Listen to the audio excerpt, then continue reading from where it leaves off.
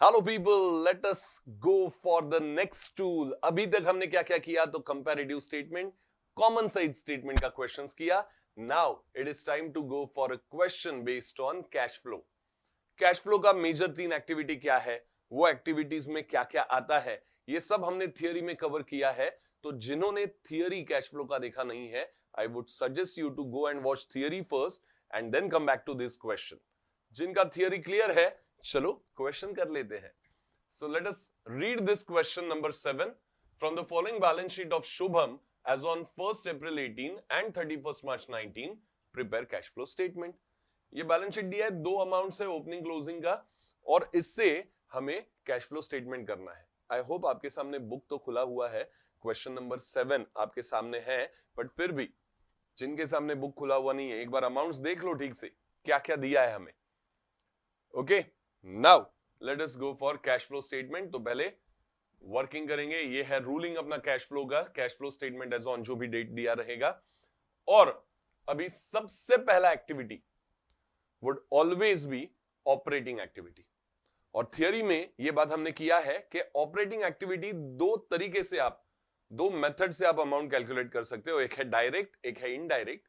But for our syllabus direct method है ही नहीं, इनडायरेक्ट मेथड से ही हमें ऑपरेटिंग एक्टिविटी कैलकुलेट करना है। So here we go, cash flow from operating activities calculate करेंगे। सबसे पहले cash flow from operating activity, और वो भी इनडायरेक्ट मेथड अगर है तो हमें प्रॉफिट चाहिए। ठीक है, वी स्टार्ट और ऑपरेटिंग एक्टिविटी फ्रॉम प्रॉफिट। अभी प्रॉफिट कहां से मिलेगा? तो ये देखो, यहां पे जैसे ही कुछ हाईलाइट आ गया, आपको समझ गया कि यहां से कुछ तो अमाउंट मिलेगा। तो देखो ना, कैपिटल पहले 74,000 था, वो नेक्स्ट ईयर 74,500 हो गया। अभी कैपिटल इंक्रीज होने का बहुत सारा तरीका हो सकता है, कैपिटल इंक्रीज होने के लिए बहुत सारा रीजंस हो सकता है, बट बाकी कुछ भी इंफॉर्मेशन अगर अवेलेबल नहीं है तो layman what we will understand is 500 का प्रॉफिट हुआ है ड्यूरिंग द ईयर, इसीलिए 74,000 जो था वो 74,500 हो गया। So that is what we have to assume. ये देखो, हमने लिख दिया net profit that is change in capital. अगर हमें अलग से कुछ इंफॉर्मेशन अवेलेबल नहीं है तो change in capital would be our net profit which is 500। ये हमने लिख दिया।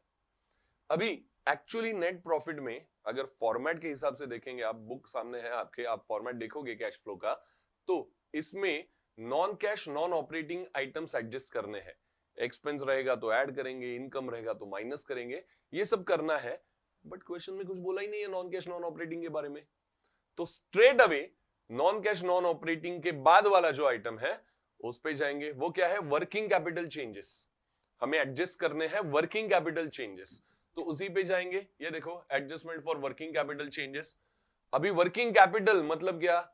तो current asset minus current liability, ये फॉर्मूला तो आपको पता है वर्किंग कैपिटल का।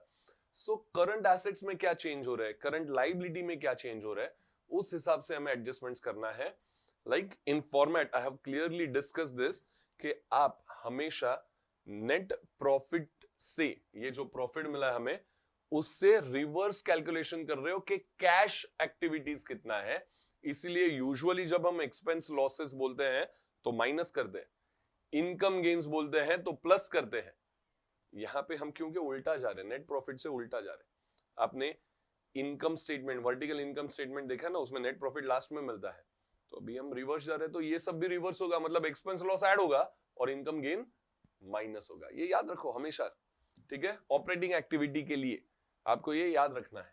सो adjustment for working capital changes में भी सबसे पहले देखो, क्रेडिटर्स मैं आपको समझाता हूं, ध्यान दो।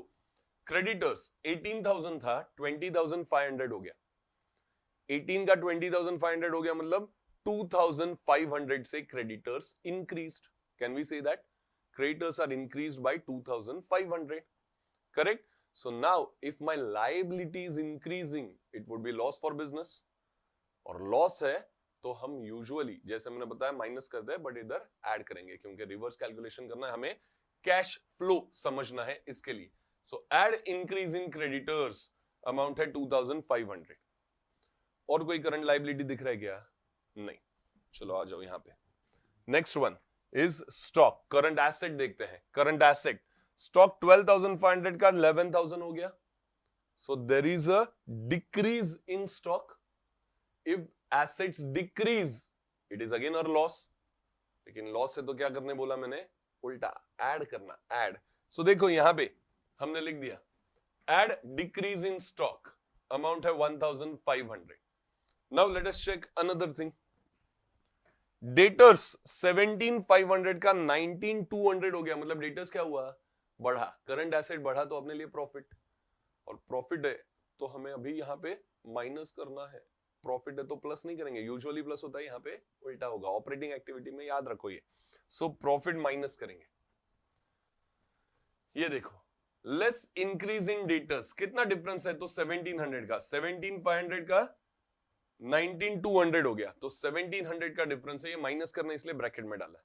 सो देखो ये दोनों ऐड और ये माइनस. 4000 में से 1700 माइनस करना है तो आ गया 2300. ये एडजस्टमेंट हो गया 2300.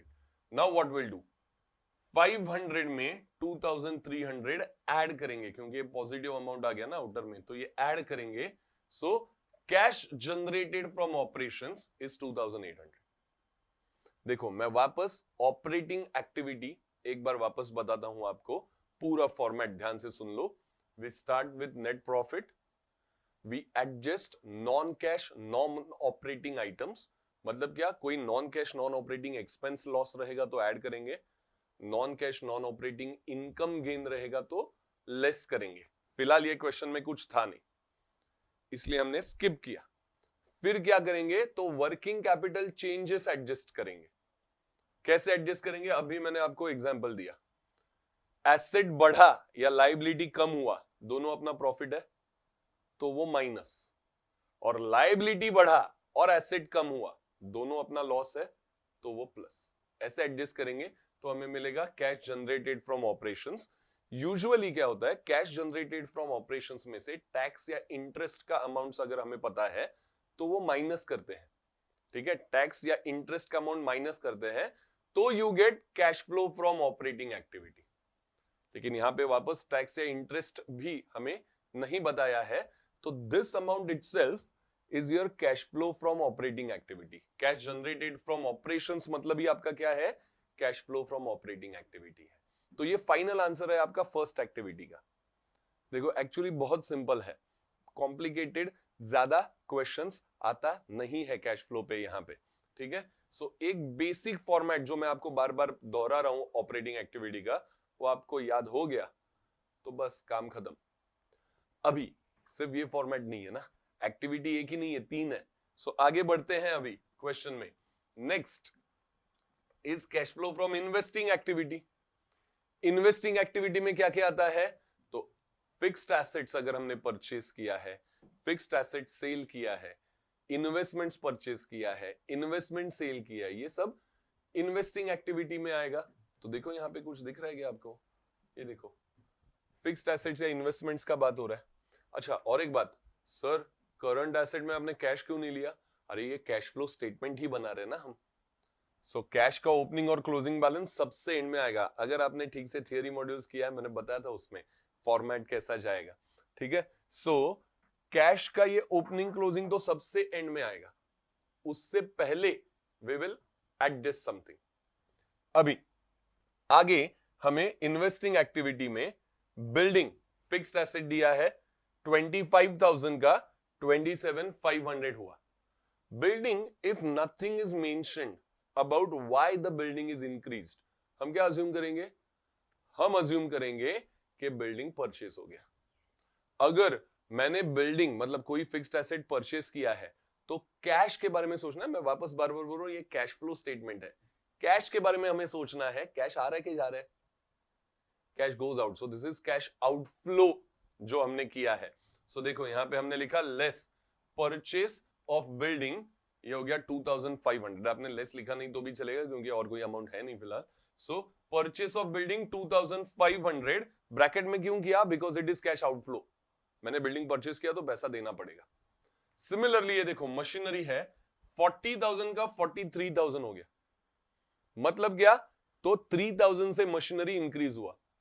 If nothing is mentioned what will assume कि परचेस किया. So again purchase of machinery 3000, यहां पे आपने लेस नहीं लिखा तो भी चलेगा, like I am saying purchase of building, purchase of machinery लिखेंगे 5500, ये अमाउंट जो है अब तक अपना आउटफ्लो का हुआ है। लैंड के बारे में देखते हैं, और एक फिक्स्ड एसेट है 10,000 का 15,000 हो गया, मतलब वापस 5,000 से इंक्रीज हुआ, क्यों? परचेस किया। So purchase of land 5,000। So in all आपका cash from investing activity is outflow only. तीनों बार इन्वेस्टिंग एक्टिविटी में पैसा जा रहा है आपका, so your total outflow is 10,500। आपका मतलब ये क्वेश्चन का बात कर रहे हैं हम, यहां पे ये बैलेंस जो भी कंपनी दिया उसका। सो ये 10,500 हो गया आउटफ्लो। आप अगर ध्यान दे रहे हो तो ऑपरेटिंग एक्टिविटी में पॉजिटिव अमाउंट था, ये इन्वेस्टिंग एक्टिविटी में नेगेटिव अमाउंट आ गया। चलो और आगे बढ़ते हैं। नेक्स्ट क्या है? तो obviously it is cash flow from financing activity. Finance में क्या आएगा? तो अगर आपने लोन्स लिया है, शेयर्स इशू करके पैसा लिया है, शेयर्स रिडीम किया है मतलब रीपे किया है, लोन्स रीपे किया है, ये सब फाइनेंसिंग एक्टिविटी है। कहां कहां से आपने फाइनेंस जनरेट किया या वो फाइनेंस कैसे लौटाया, that is your financing activity. तो देखते हैं यहां पे क्या है। ये देखो लॉन्ग टर्म लोन है, long term loan, long term loan 15,000 का 22,500 हो गया, मतलब हमने एक्स्ट्रा लोन ले लिया और करंट ईयर में कितना 7,500 का एक्स्ट्रा लोन ले लिया, करेक्ट। सो वो भी हमें यहां पे लिखना है, मतलब फिलहाल क्या है, कैश इनफ्लो है। अगर लोन रीपे करेंगे तो आउटफ्लो हो जाएगा, अभी हमने लोन लिया है तो कैश इनफ्लो है, इसके लिए ऐड बोला है, आपने ऐड नहीं लिखा तो भी चलेगा। ये 7,500 this is the only amount we have in financing activity. So चलो आपका net cash from financing activity भी पॉजिटिव आ गया। देखो आपका फर्स्ट एक्टिविटी जो था that is operating activity positive, second investing activity negative, third financing activity positive. तो अभी तीनों का टोटल लेंगे तो हमें समझेगा net cash and cash equivalent increase हुआ है कि डिक्रीज हुआ है। टोटल करंट ईयर में जो भी एक्टिविटीज हुआ तीनों, उसमें पैसा आया कि गया, इंक्रीज है कि डिक्रीज है, ये देखते हैं। सो चलो तीनों का टोटल अगर हम करेंगे, सो नेट इंक्रीज और decrease in cash would be this 200। Negative है, निगेटिव कैसे निगेटिव, मैं आपको एक बार पूरा ये स्टेटमेंट बताऊंगा तब वापस हम समझेंगे। ये निगेटिव हो गया, इसमें अभी क्या करना है, तो ओपनिंग कैश ये जो है 2000 वो ऐड करेंगे तो हमें समझेगा कि क्लोजिंग कैश मेरा 1800 क्यों आया था। मतलब कैश फ्लो स्टेटमेंट इतना मस्त सिंपल मजेदार है कि आपको ऑलरेडी क्वेश्चन का आंसर पता है, before solving the question only आपको पता है कैसे।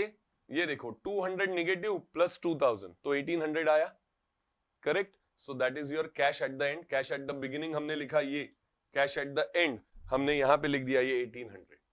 सो जब भी मैंने क्वेश्चन देखा तभी हमें ये समझना है कि ये 2000 का 1800 हो रहा है, इसी का मतलब तीनों एक्टिविटी मिलके 200 का घाटा है, ठीक है। डिक्रीज इन कैश होना है 200, जो हुआ है। ये देख के ही सिर्फ आप पता कर सकते हो कैश एंड कैश इक्विवेलेंट्स के बैलेंस देख के कि आपका नेट इंक्रीज या डिक्रीज कितना आना चाहिए। बिफोर स्टार्टिंग क्वेश्चन ओनली आपको ये पता हो सकता है, तो हम अपने आप क्रॉस टैली करेंगे और किसी का जरूरत ही नहीं क्रॉस टैली करने के लिए कि बराबर है कि नहीं, इतना आया तो बराबर है, करेक्ट। अभी जो मैं बात कर रहा था कि ये तो हमने लिख दिया कैश फ्लो, ये 200 माइनस कहां से आया एक बार देख लो। आपका cash flow from operating activity that is cash generated from operations था 2800, 10,500 आपका इन्वेस्टिंग में आउटफ्लो था और 7,500 अगेन इनफ्लो था, पैसा आ रहा था फ्रॉम फाइनेंसिंग एक्टिविटी। तो ये दोनों भी अगर आप ऐड करोगे तो दैट बिकम्स 10,300 ना, जो इनफ्लो है, टोटल इनफ्लो 10,300 का है और टोटल आउटफ्लो 10,500 का है। तो ये तीनों का नेट इफेक्ट, ये देखो ये तीन एक्टिविटीज का नेट इफेक्ट हमने यहां पे लिखा है, which is -200 and which is exactly correct as per our balance sheet का कैश का ओपनिंग क्लोजिंग बैलेंसेस। -200 प्लस 2000 हमें मिला 1800 and this is the reason, ये देखो ये यहां पे लिखना है ना, इसलिए हम करंट एसेट्स में कैश नहीं दिखाते, बाकी सब करंट एसेट्स करंट लायबिलिटीज दिखा देते हैं, okay, in operating activity. So this is how you should solve cash flow statement.